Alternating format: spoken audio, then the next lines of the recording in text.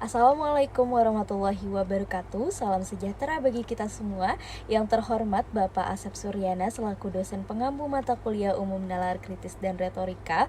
Perkenalkan, saya Mutia Atira Kurnia dan rekan-rekan saya Mahadewi Diva, Nur Safitri dan Rianti Cindy Safira. Pada kesempatan kali ini kami dari kelompok 11 akan menyampaikan pidato kami dengan klaim pemindahan ibu kota negara baru dari Jakarta ke Kalimantan Timur adalah langkah yang tidak tepat.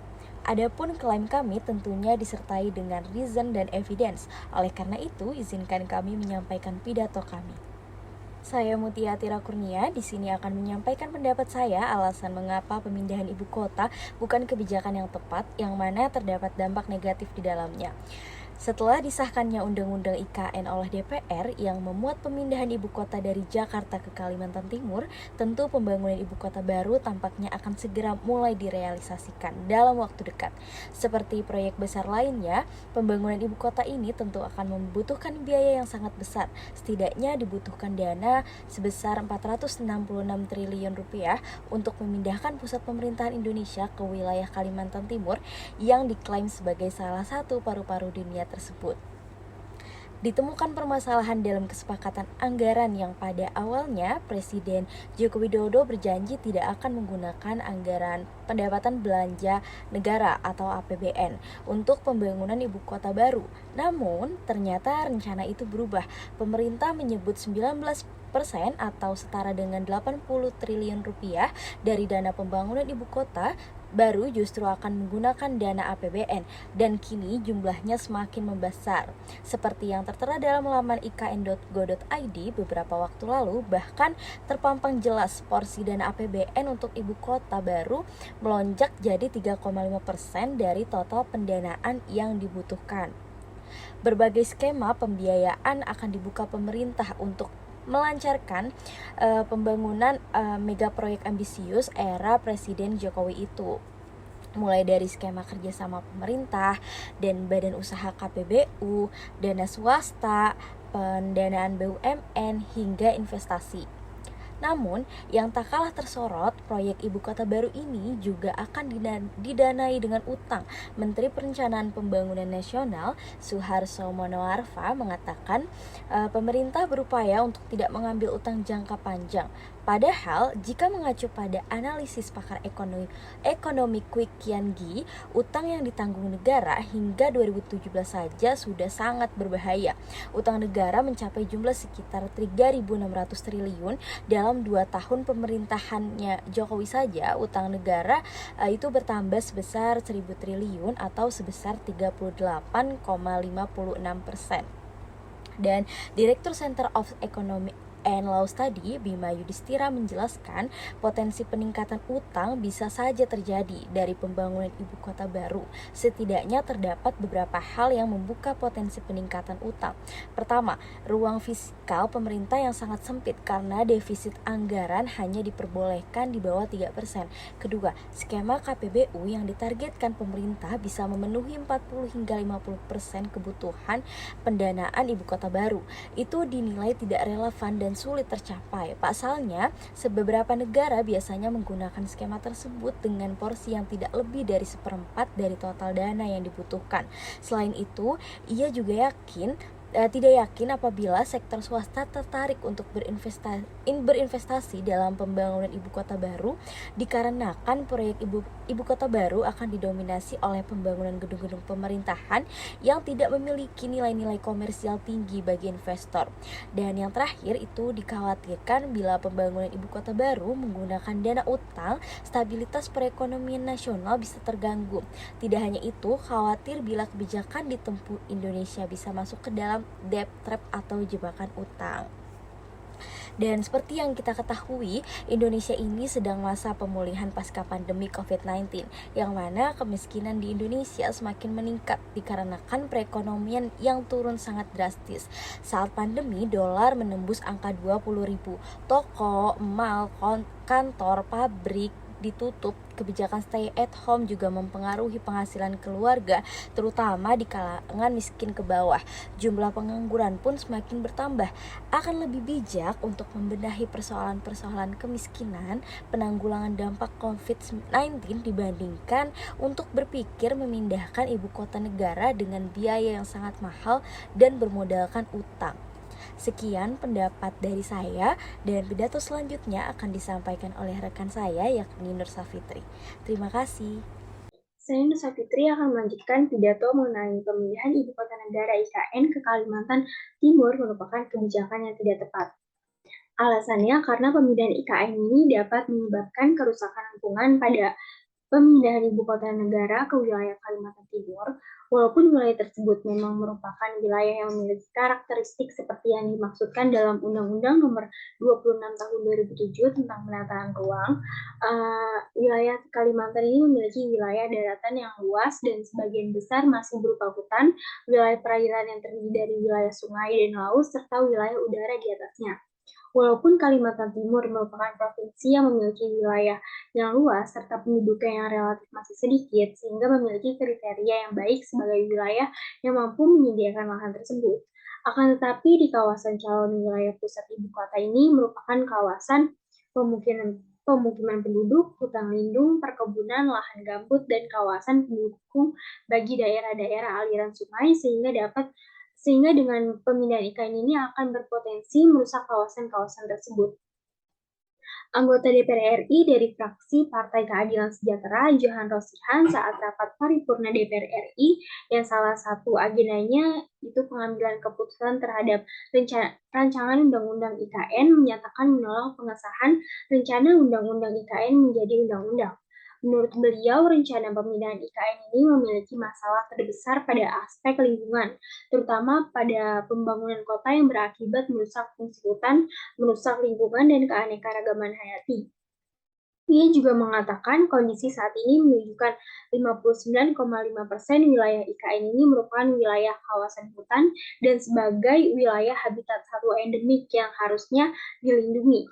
Selain itu, sampai saat ini belum ada kajian detail tentang mitigasi bencana di lokasi IKN.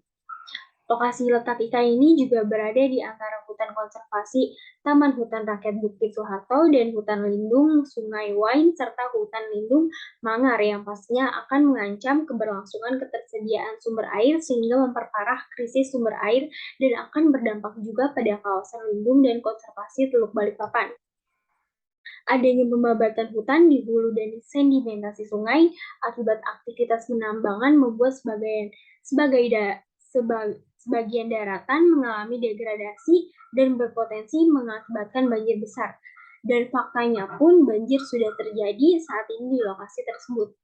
Demikian juga diketahui potensi bencana kabut asap di lokasi IKN di mana terdapat 1.106 titik panas api yang pernah membuat kebakaran hutan dan lahan secara hebat seluas 6.715 hektar pada tahun 2019.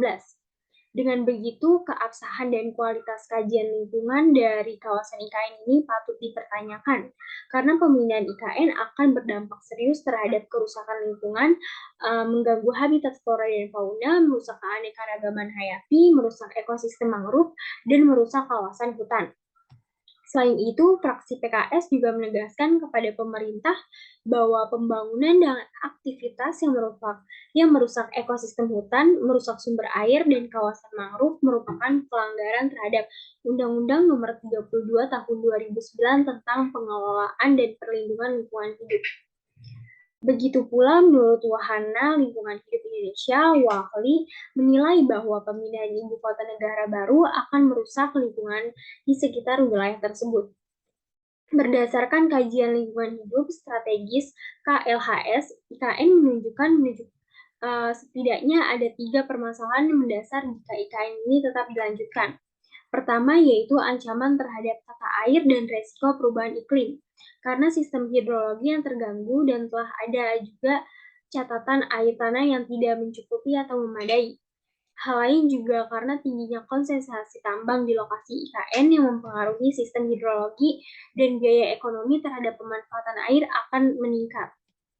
Yang kedua itu pemindahan IKN juga mengancam keberlangsungan hidup flora dan fauna. Padahal flora dan fauna ini berfungsi untuk menjaga ekosistem.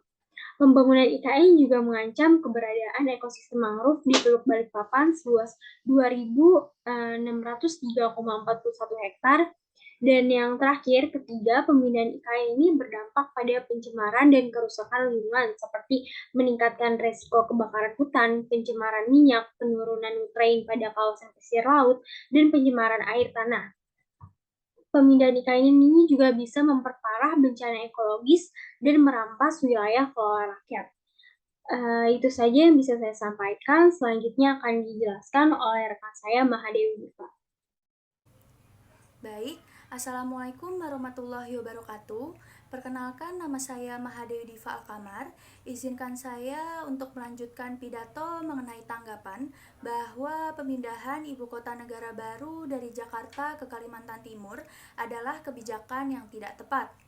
Setelah rekan-rekan saya menjelaskan mengenai dampak negatif pemindahan ibu kota negara, yaitu berupa anggaran dana dan kerusakan lingkungan, pemindahan ibu kota negara ke Penajam Pasir Utara dan Kutai Kartanegara ini juga akan mengancam hilangnya adat istiadat dan norma yang ada di Kalimantan Timur. Pemindahan ibu kota bukanlah hal yang sangat mudah karena ibu kota adalah kota utama dalam kegiatan sosial, ekonomi, politik, sehingga apabila terjadi kesalahan dalam pemindahan akan berpotensi menimbulkan berbagai permasalahan. Nah, salah satu dampak yang akan terjadi yaitu tersingkirnya adat budaya lokal yang ada di Kalimantan Timur. Kebudayaan lokal dan keberadaan masyarakat adat setempat sangat kurang menjadi perhatian dan sorotan pemerintah dalam kebijakan pemindahan ibu kota negara ini. Menurut Aliansi Masyarakat Nusantara, mereka memperkirakan ada sedikitnya 20.000 masyarakat adat yang akan menjadi korban proyek IKN ini. Nah, 20.000 masyarakat adat itu terbagi dalam 21 kelompok atau komunitas adat, yaitu 19 kelompok berada di Penajam Pasir Utara dan 2 kelompok lainnya berada di Kutai Kartanegara. Nah, rencana pemindahan ibu kota ini akan menjadi semacam bom waktu bagi kehidupan masyarakat adat. Pasalnya, sebelum adanya rencana pemindahan ibu kota ini, masyarakat adat sudah merasa tergusur oleh adanya tambang dan perkebunan. Apalagi ditambah jika ada pemindahan ibu kota negara ini, pastinya proyek IKN akan menggusur mereka sebagai masyarakat adat. Alih-alih pemindahan ibu kota ini menjadi titik terang bagi penghidupan masyarakat adat yang lebih baik, justru pemindahan ibu kota dapat mencabut akar budaya yang ada di Kalimantan Timur.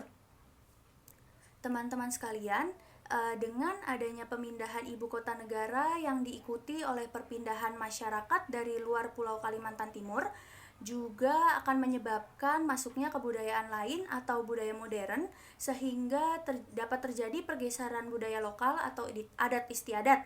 Dengan kata lain, masyarakat adat akan kalah bersaing karena jumlah mereka itu tidak sebanding dengan jumlah masyarakat pendatang.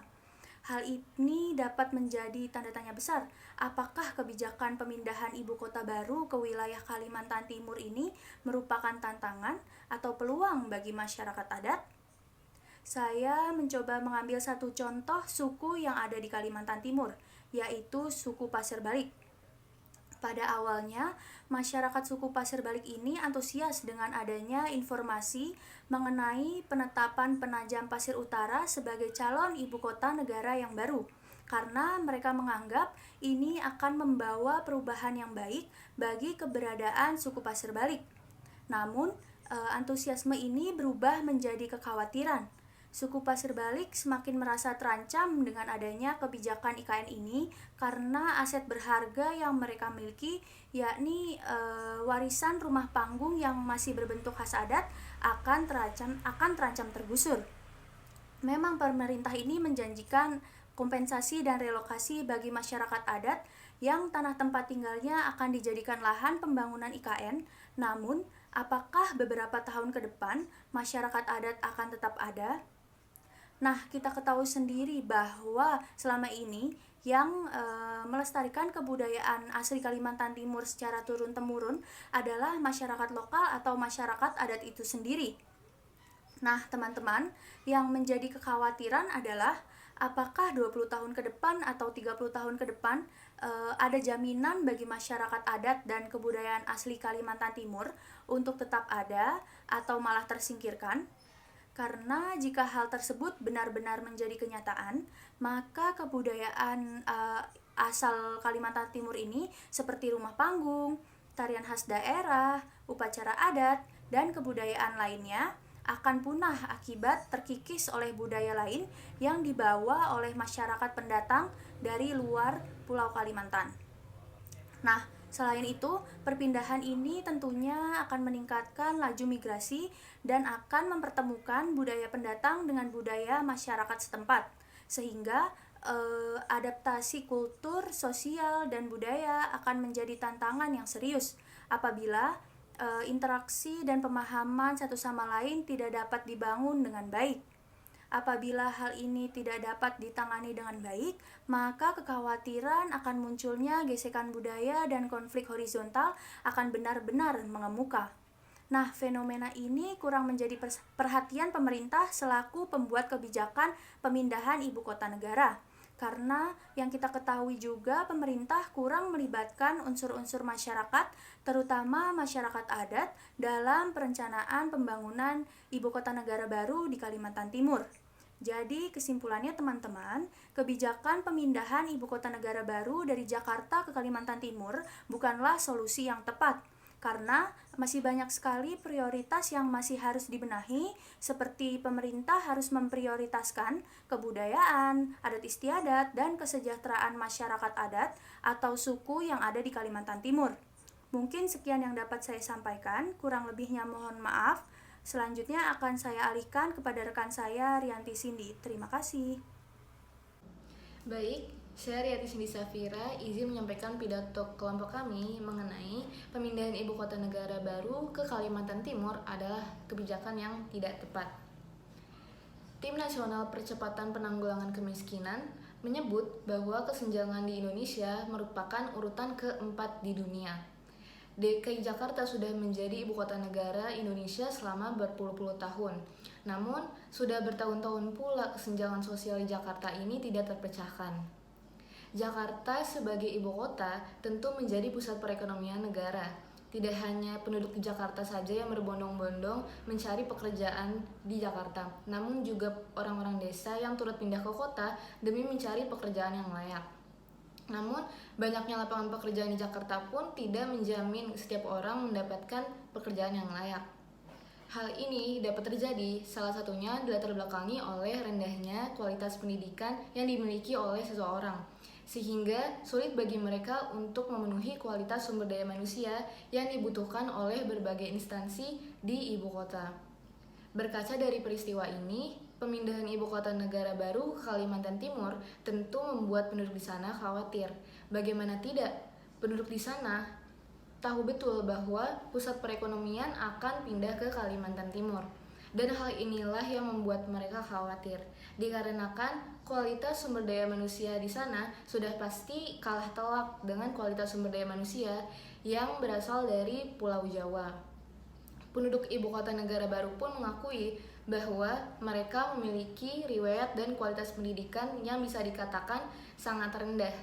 Dalam artian, mereka tidak memiliki banyak ilmu dan pengetahuan untuk disamakan dengan penduduk dari Pulau Jawa yang nantinya akan menguasai perekonomian ibu kota negara. Dengan minimnya ilmu dan pengetahuan yang mereka miliki, lalu bagaimana nantinya mereka akan bisa mendapatkan pekerjaan yang layak? Mereka dihadapkan dengan kenyataan untuk harus hidup berdampingan dengan orang-orang kota. Tentu, penduduk di sana merasa akan tersingkirkan. Pemindahan ibu kota negara baru juga tidak menjamin bahwa penduduk asli di sana akan mendapatkan kehidupan yang lebih sejahtera dari sebelumnya, walaupun nantinya akan tersedia banyak lapangan pekerjaan. Hal ini didukung dengan fakta bahwa penduduk desa masih memiliki pengetahuan teknologi yang sangat kecil, sedangkan pekerjaan masa kini amat sangat mengandalkan dan melibatkan teknologi. Tentunya hal ini yang akan menjadi hambatan bagi mereka. Saya, sebagai penduduk DKI Jakarta, masih sering melihat masyarakat yang mengalami kesulitan ekonomi. Mereka tidak memiliki tempat tinggal sehingga menjadi orang pinggiran. Mereka banyak yang tidur di jalanan, jika hujan kehujanan, jika panas kepanasan. Mereka mengalami kesulitan ekonomi kebanyakan disebabkan oleh rendahnya pendidikan. Lantas, hal inilah yang juga ditakutkan oleh penduduk di Kalimantan Timur sana. Mereka khawatir jika tidak bisa mengikuti perkembangan zaman dan perkembangan teknologi karena keterbatasan pendidikan.